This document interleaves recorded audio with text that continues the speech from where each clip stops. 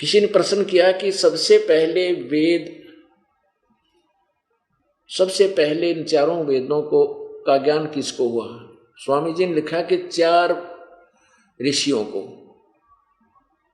उन ऋषियों के नाम बताए हैं कि यानी आदित्य, वायु, अग्नि और अंगिरा।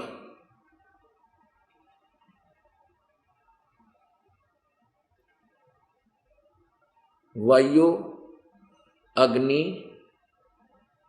आदित्य और अंगिरा, इन 4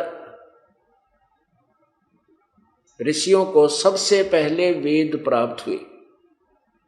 उससे पहले वेदों ने किसी को ज्ञान नहीं था। उन चारों ने से ही आगे ब्रह्मा ने वेदों को ग्रहण किया और ब्रह्मा से फिर आगे ऋषियों ने पढ़ा। यह थ्योरी अब आप पर फेल कर रहे हैं। अपनात्मा, जब तक आप अपने उस बॉक्स को खोल कर नहीं देखोगे जिसके ऊपर लिखा है शुद्ध देसी घी, यानी शुद्ध भैंस व गाय का देसी घी, और दास ने अपना खोल के देख लिया कि उसमें तो गोबर है, लेवल है देसी घी का, है गोबर। अब दास आपको दिखाता है कि देखो यही लेवल मेरे पास था और इसमें देसी घी नहीं है तो गोबर है, आप भी खोल कर देख लो, क्यों इसको डरे बैठे हो। तो इस सत्यार्थ प्रकाश रूपी जिसके ऊपर वेदों का लेवल ला रखा था कि वेदों अनुसार ज्ञान है, तो इस दास ने वो जो हमने भी लेकर रखा था यो देसी घी का पीपा मान के, अब यो टीन खोल के देख लिया, इसमें गोबर भरा पाया। मन ने तो दिया पटक, औरों को दिखाऊं, देख तो तेरे वाले में भी देख ले खोल कर, क्या घी है कि गोबर है इसमें। तो अब खोल कर देखोगे, दास दिखावेगा कि खोल कर देख लो, इसकी सील बंद कर रखी तुमने, तो सब गोबर था ही सभी के। अब देखो दिखाता हूं आपके सामने इस सत्यार्थ रूपी टीन में गोबर और वेदों का लेवल ला रखा, देसी घी का लेवल। ये देखो महर्षि दान सरस्वती, देखो महापुरुष कैसे आंकड़े बैठे हैं। अब इनके इस पोज ने देख कर आदमी कटका मर जाएगी। सब महापुरुष तो कदे देखा ना और दिखा है, ये तो भगवान से मिल चुका है कति। और वेदों का ऐसा ज्ञाता बस पूछा मत। ये दंत कथा सुनाने वाले ने क्या करते, महर्षि दानंद ने तो समाधि लाला वेदा के अर्थ ढूंढे हैं भाई, ये तो बड़ा महाविद्वान था। अब ये देखिए इसकी समाधि बांग पिए पढ़ा रहा करता। ये देखो सत्यार्थ प्रकाश, ये कहते हैं वेद आदि विविध सद शास्त्र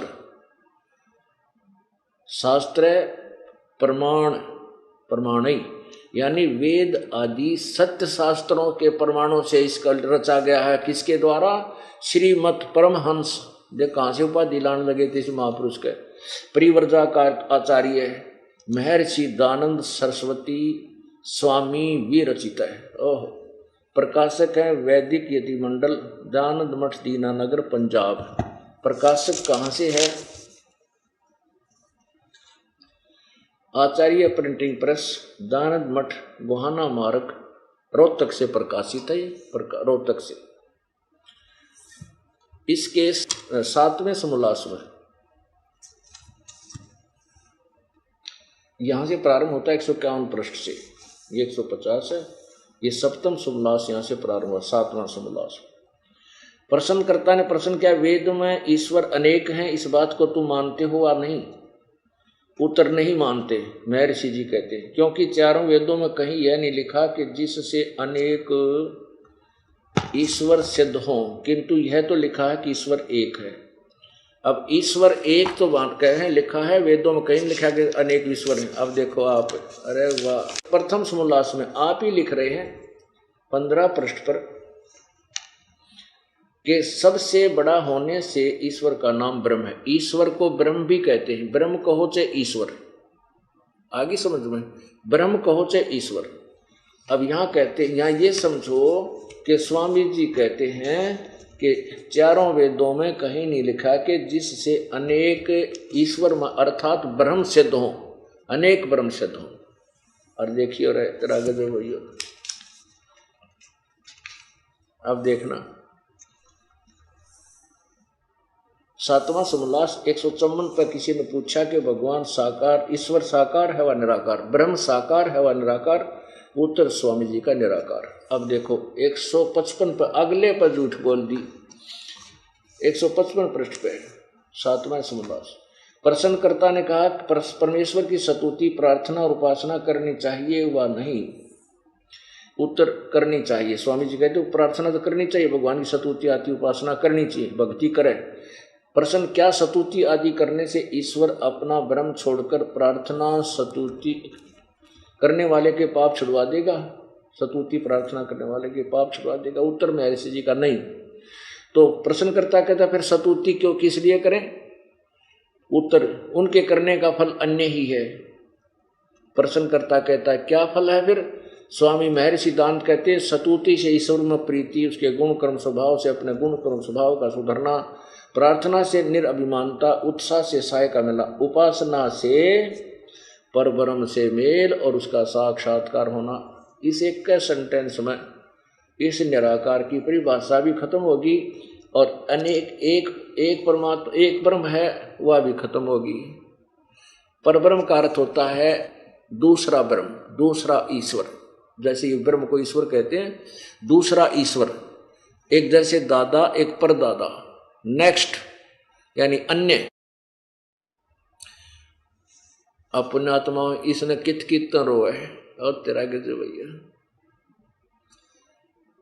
अब एक आप कह रहे हैं कितना कहीं नहीं लिखा तो अनेक ब्रह्म सिद्ध हो, अरे कहते हैं उस परब्रह्म से मेल हो जा साधना करते हैं, लेकिन पाप कटे नहीं और उसका साक्षात्कार हो जा। साक्षात्कार तो निराकार का हो ही नहीं सकता, साकार का होता है। अब इसके दो सिद्धांत फेल हो गए। एक ब्रह्म एक अनेक नहीं है और दूसरा परमात्मा निराकार है। तो साकार आप सिद्ध कर रहे हैं उसकी, और मेल भी साकार से होगा, निराकार से मेल क्या हो? तो पहले ही मिला था तो सर्वव्यापक मानते हैं, उसमें कण कण में विद्यमान मानते हो, तो फिर साधना से के मिल जाओ। अब तीसरी थ्योरी वेद समाप्त खत्म करेगा, कंडम करेगा जिसको ये सत्य मानते हैं। यजुर्वेद अध्याय नंबर 8 का मंत्र नंबर 13, जिसमें 6 बार लिखा कि परमात्मा घोर पाप को भी नाश कर देता है।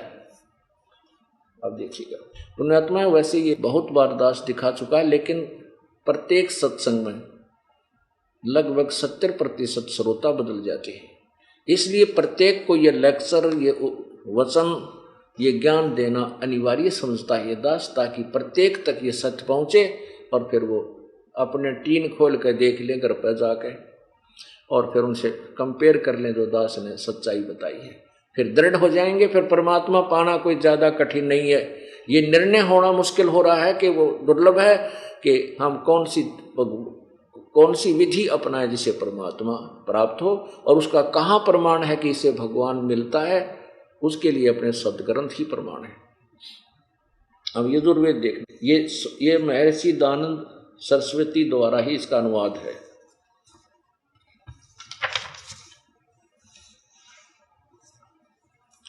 प्रकाशक सार्वदेशिक आर्य प्रतिनिधि सभा 2/3 महर्षि दान भवन, रामलीला मैदान, नई दिल्ली से ये प्रकाशक हैं और अनुवाद करता है महर्षि दानंद सरस्वती।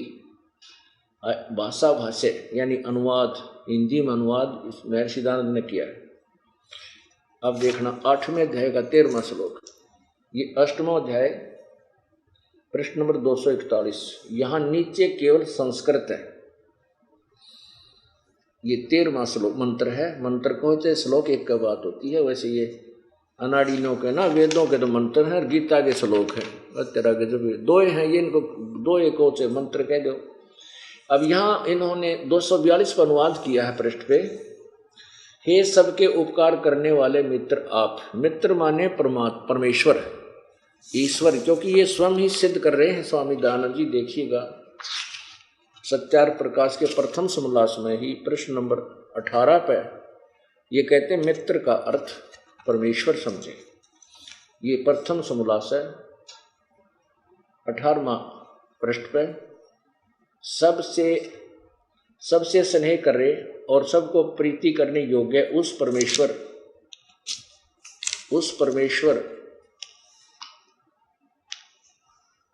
वह परमेश्वर सबका सच्चा मित्र है। इससे परमेश्वर का नाम मित्र है। तो यहाँ मित्र मीन परमेश्वर समझे। 242 पृष्ठ पे, हे सबके उपकार करने वाले परमेश्वर, मित्र माने परमेश्वर आप, दान देने वाले के एन से माने अपराध, अपराध कहो चाहे पाप को, क्योंकि एन से माने पाप, ये खुद अनुवाद किया है। एन से माने अपराध अर्थात पाप के, अवजनम माने विनाश यानी अक्षमा करने वाले, असी माने हो। मनुष्य कर्तस्य, साधारण मनुष्यों के किए हुए, एन से माने अपराध के, अवजनम माने अवजनम विनाश करने वाले यानी अक्षमा करने वाले हो। पिता के किए हुए, एन से माने विरोध आचरण लिखा है, यहाँ हम पाप ही कहें, अधर्म अपराध ही कहें। पाप के अच्छे प्रकार हरने वाले हो। अपने किए हुए, एन से का अर्थ पाप, पाप के, अवजनम मन दूर करने वाले, ऐसी माने हो। एन से अधर्म के अधर्म यानी पाप के पाप अर्थात घोर पाप के नाश करने हारे हो। जानता हुआ मैं जो कुछ भी अधर्म आचरण किया करता हूँ वह करूँ, अनजान मैं तो जो कुछ भी किया करता हूँ वह करूँ, उस सब के, एन से माने पाप, पाप को, पाप के, दुष्ट आचरण नहीं, पाप के, अवजनम माने दूर करने वाले आप, असी माने हैं। इसमें वेद ने तो तोड़ पाड़ दिया कि भगवान सारे घोर जान के अनजाने में जो भी पाप हो चुके हैं वो सबको नाश कर देता जो सत साधना करे। अब जैसे कपड़ा मैला चाहे तो वैसे स्वाभाविक हो गया, या कोई रपट का गिर गया, माटी लगी, गार में दस लदपद हो गया, तो साबुन और पानी सारे ही मैल को काट देता, छोड़ देता, नाश कर देता। और ये खुद कहते हैं वेद जो है सत्य विद्या का पुस्तक है। देखिएगा इस यजुर्वेद के बैक में महर्षि दानंद जी की अपनी टिप्पणी है कि वेद सब विद्याओं का सत्य पुस्तक है। महर्षि दानंद, वेद सत्य है, ये पता नहीं इसके मुंह तक क्यों करने के लिए एक सच्चाई कि वेदों में जो लिखा वो सत्य है, लेकिन महर्षि दानंद ने लिखा वो वेदों के विपरीत है। तो क्या है वो? असत्य अर्थात गोबर है। अब इनका चौथा सिद्धांत तो फेल करना है। इन्होंने कहा कि सबसे पहले चार ऋषियों को परमात्मा ने उनके अंदर जीव सत रूप में, जैसे ये काल क्या करता है, ये किसी भी प्राणी के अंदर भूत की तरह प्रवेश करके, जैसे श्री कृष्ण में प्रवेश करके महाभारत करवा दी, और विष्णु पुराण में आपको दिखाया था कि एक राजा के शरीर में प्रवेश करके राक्षस मार दिए देवताओं के पक्ष में। तो ऐसे ही इसने जीव सत रूप में यानी जीव की तरह सतीत होकर उनके अंदर प्रवेश करके और चारों वेदों का ज्ञान कहते हैं एक एक ऋषि को दिया।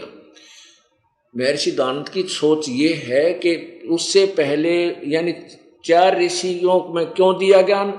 किसी ने प्रश्न किया कि वो सबसे अच्छी आत्माएं थी, सबसे पहले उनसे अच्छी आत्मा, चारों से अच्छी आत्मा कोई नहीं थी, इसलिए उन पवित्र आत्माओं में परमात्मा ने ज्ञान दिया और फिर उन चारों से आगे ब्रह्मा ने प्राप्त किया, ब्रह्मा से फिर आगे ज्ञान फैला।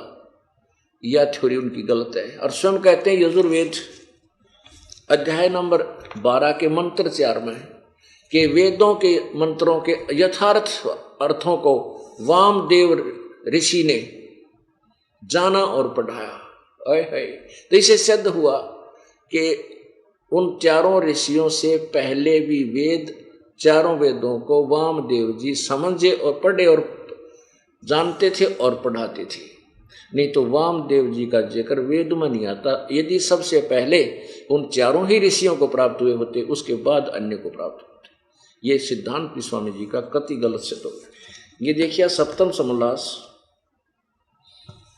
पृष्ठ 173 पे, जब परमेश्वर निराकार सर्वव्यापक है तो अपनी विद्या का उपदेश जीव सतरूप से, जैसे जीव की तरह किसी में प्रवेश करके जीव से जीव आत्मा में प्रकाशित कर देता है, फिर वह मनुष्य अपने मुख से उच्चारण करके दूसरे को सुनाता, इसलिए यहां दोष नहीं आता। अब किसी ने क्या लिखा है कि किन के आत्मा में कब वेदों का प्रकाश किया? उत्तर महर्षि जी का। प्रथम अर्थात सृष्टि के आदि में सबसे पहले परमात्मा ने अग्नि, वायु, आदित्य और अंगिरा ऋषियों की आत्माओं में एक एक वेद का प्रकाश किया। अब किसी ने कहा, प्रश्नकर्ता कहता है कि इस वचन से ब्रह्मा जी के हृदय वेदों का उपदेश किया। यह यदि अग्नि आदि ऋषियों के आत्माओं में कहा, फिर अग्नि आदि आत्माओं ऋषियों के आत्माओं में कहा।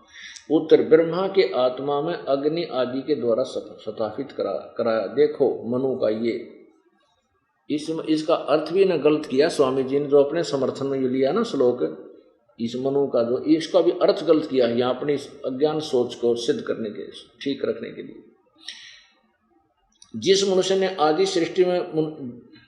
परमात्मा ने आदि सृष्टि में मनुष्यों को उत्पन्न करके अग्नि आदि चारों ऋषियों के द्वारा चारों वेद ब्रह्मा को प्राप्त कराए, और उस ब्रह्मा ने अग्नि, वायु, आदित्य, अंगिरा से ऋग, यजुर्साम और अथर्व वेद का ग्रहण किया। उन चारों ही ऋषियों में वेद का प्रकाश किया, अन्य में नहीं। इससे ईश्वर पक्षपाती है। वे ही चार सब जीवों से अधिक पवित्र थे, अन्य उनके सदृश नहीं थे। वे इसलिए पवित्र विद्या का उन्हीं में प्रकाश किया। इससे सिद्ध हो गया कि महर्षि दानंद की सिद्धांत अनुसार इन ऋषियों से पहले किसी ऋषि ने वेद को नहीं जाना ना देखा। अब यजुर्वेद में अप वो सच्चाई के छुपे कहते, चोर चोराई तोमड़ी, वो गड्ढे पानी में, वो गड्ढे वो ऊपर आवे न सच्चाई छानी ना। अब वेद तो सत्य है, और इसने अपनी सिद्धांत अपना सत्यार प्रकाश में वेदों के कंप्लीट विपरीत अपोजिट ज्ञान भर रखा है। तो इसलिए वेदों से जो ज्ञान नहीं मिलता वो अज्ञान है, पूर्ण रूप से अज्ञान है। महर्षि दानंद का सत्यार प्रकाश पूर्ण रूप से अज्ञान से भरा हुआ है। अब देखो यजुर्वेद उन्हीं के द्वारा अनुवादित, ये कहां से छपा? वही जो का तो सार्वजनिक कार्य प्रतिनिधि सभा 2/5 महर्षि दानंद भवन, बरामला मैदान, नई दिल्ली। महर्षि दानंद सरस्वती कृत। अब देखो ये 12वां अध्याय 12वें अध्याय का 4था मंत्र। क्या लिखा है यहां पर? यजुर्वेद के मंत्र नाम ग्रहण करने और छोड़ने योग्य व्यवहारों के योग्य वामदेव ऋषि ने जाने व पढ़ाए। अरे मैं ऋषि मोटे दिमाग के, एक तरफ तो कह रहा है कि वेदों को उन चार ऋषियों से पहले किसी ने नहीं पढ़ा, उन्हीं में वो ज्ञान दिया। ये इसमें वेदों में वामदेव का जिक्र कहां से आ गया फिर? क्योंकि ये चारों वेद महर्षि वेद व्यास जी द्वारा अब लास्ट में लिखे गए हैं, जब गीता जी लिखी, यानी द्वापर के एंड में वही ये वेद हमारे पास उपलब्ध है, और यही सत्य है।